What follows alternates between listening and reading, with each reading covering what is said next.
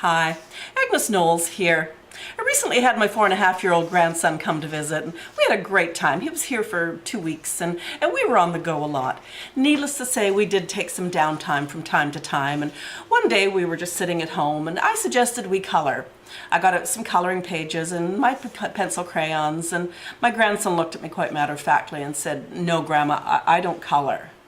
Well, Grandma loves to color, and I really wanted some company coloring, so I was quite surprised.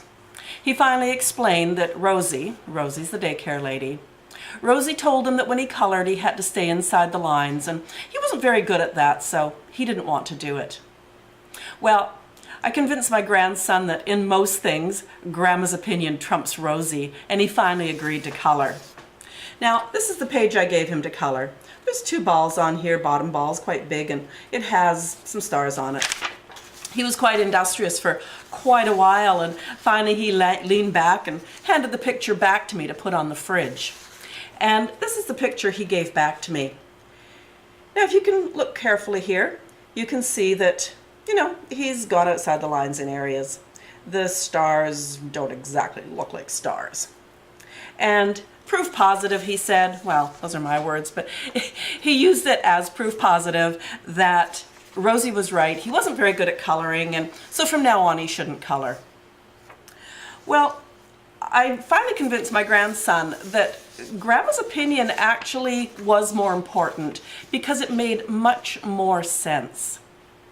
Instead of coloring inside someone else's lines, perhaps when it comes to creativity, you need to really look at drawing your own lines. Perhaps the ball that Grandma gave him wasn't big enough for the colors and the creativity he needed to express today. Perhaps the stars that were on the ball that Grandma gave him to color weren't supposed to be stars at all. Perhaps by his creativity, they were in fact explosions of color. Those were fireworks on his big ball. And if we drew new lines around that ball, he was well within the lines of his own creativity. As for this little thing down here, well, we couldn't quite decide if that was a thought bubble or just one of those days when you needed to stick your tongue out at someone. Now, the analogy I'm going to draw here is when it comes to your retirement dreams, are you living within somebody else's lines?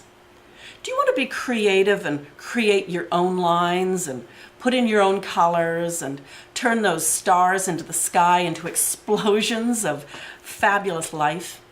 Now, there's times when, yes, we live in a society. We do have social, moral, legal lines we have to stay within. But when it comes to your creativity, draw your own lines. Don't try to fit your expression into someone else's lines.